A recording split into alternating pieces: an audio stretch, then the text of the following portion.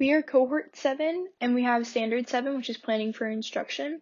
The summary of the standard itself is teachers should create and provide an education tailored to meet each student's specific needs and curricular goals.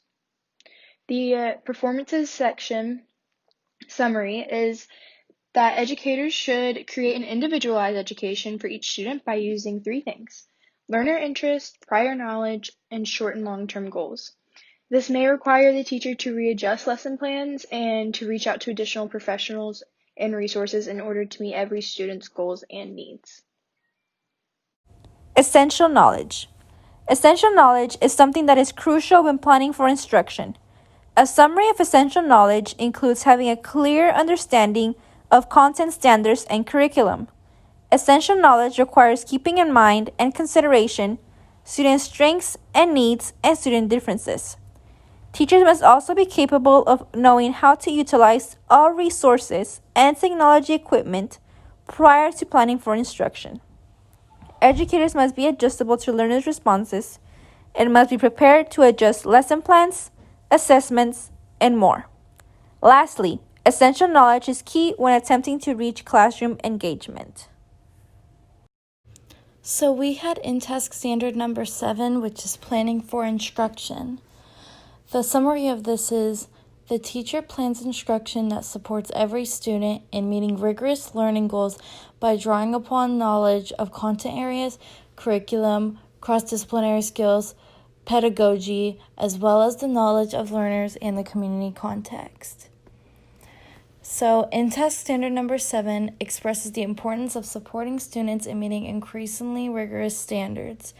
Teachers can support all students by having a solid knowledge of the content areas, creating a strong curriculum, using subject integration, pedagogy, and an understanding of the students and community.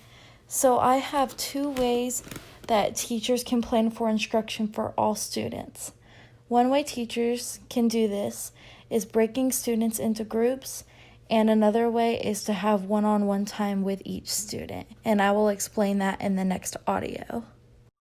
There are many ways for a teacher to individualize a student's education. One way is by utilizing small groups, and this is done by placing students into groups with similar skills or challenges, including the students who are right in the middle. This provides support for the students. It provides them with motivation to learn right alongside their peers, as well as it makes their learning environment more comfortable, especially those students who may be struggling. When they mess up, they're going to feel uncomfortable, so they're less likely to speak out in a large group. These small groups are more comfortable for them. Additionally, we can also use student interest, which I think every teacher should use, because it makes the students motivated and excited to learn about reading or writing if they're also doing that with a subject that they enjoy. So if they're getting to write about trucks or dogs or ponies, they're more likely to put all their effort in that than if you assign them something that they do not like. Another way that teachers can successfully plan for instruction would be by doing daily private check-ins and enforce the idea that it's okay to not understand something and ask for help. The check-in could be made into a class closure after each lesson or 2. It can be as simple as a feedback such as, select how you feel about today's lesson, either red, yellow, or green. This feedback will be private to just the student and the teacher. This way, the teacher could see if she is needed to slow down or retouch on certain areas another day. Also, another way that could be helpful would be by having ongoing communication with parents and guardians. This can be efficient because this way the teacher knows if the student is actually learning and not just memorizing in the moment. This could help teachers plan efficiently because it lets them know a daily learning rate of his or her students and to adjust accordingly. So, one way teachers can plan for instruction for all students would be breaking the students into groups and having curriculum-based stations. This will make the content fun and interactive with the students and really keep them engaged. For many students, it is hard to sit still and concentrate on their work, so having a hands-on activity would probably be helpful.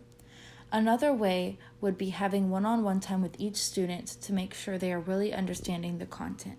Sometimes students learn better when the teacher explains it to them one-on-one. Sometimes kids can be distracted if they are near their peers and the teacher's trying to go over something and they keep getting distracted.